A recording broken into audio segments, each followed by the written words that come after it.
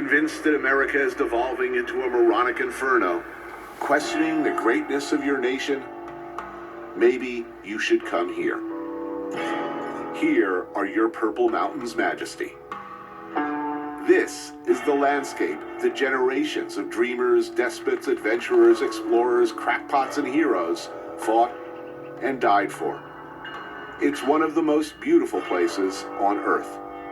There is no place like it. Montana. Many have come to claim their peace over the years, but before the prospectors and explorers, there were the Plains Indians. The Absaraka have been master horsemen since they adopted Spanish-introduced Mustangs in the 18th century.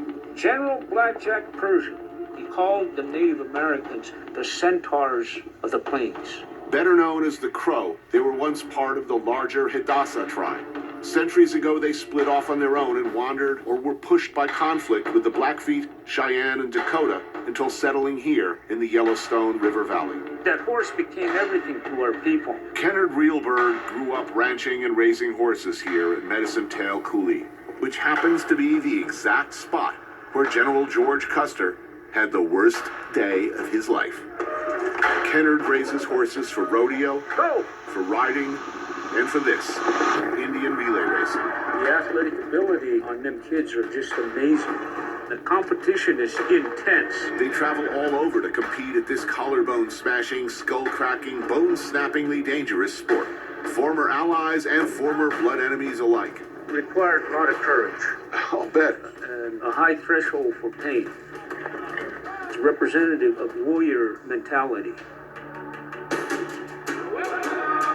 One rider, 3 horses. When they're lined up, gun goes off. It's like a spontaneous combustion. Top speed is around 40 miles an hour. And after each lap, the rider dismounts at full freaking gallop and leaps, hopefully, onto the next horse. Yes, it's as dangerous and difficult as it looks. The prizes at big events run into the thousands of dollars, but really, it's about bragging rights. And pride. Being in motion, in rhythm, in time, and in one with that horse, you develop strength of character. And once they conquer that fear, that feeling of accomplishment is so great. When they walk back from that race, they have this sense of pride and self-worth is sky high. Now they've identified with their ancestors.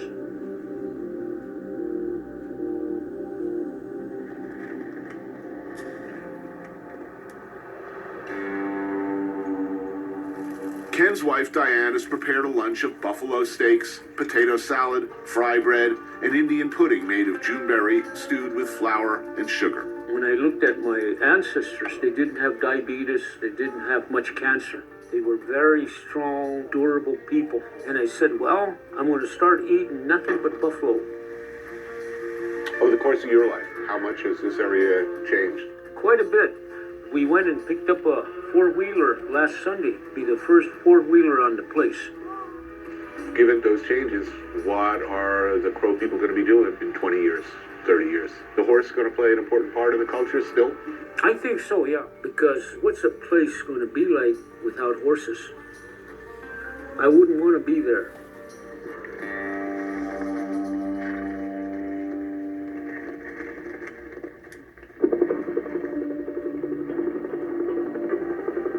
Who owns this land?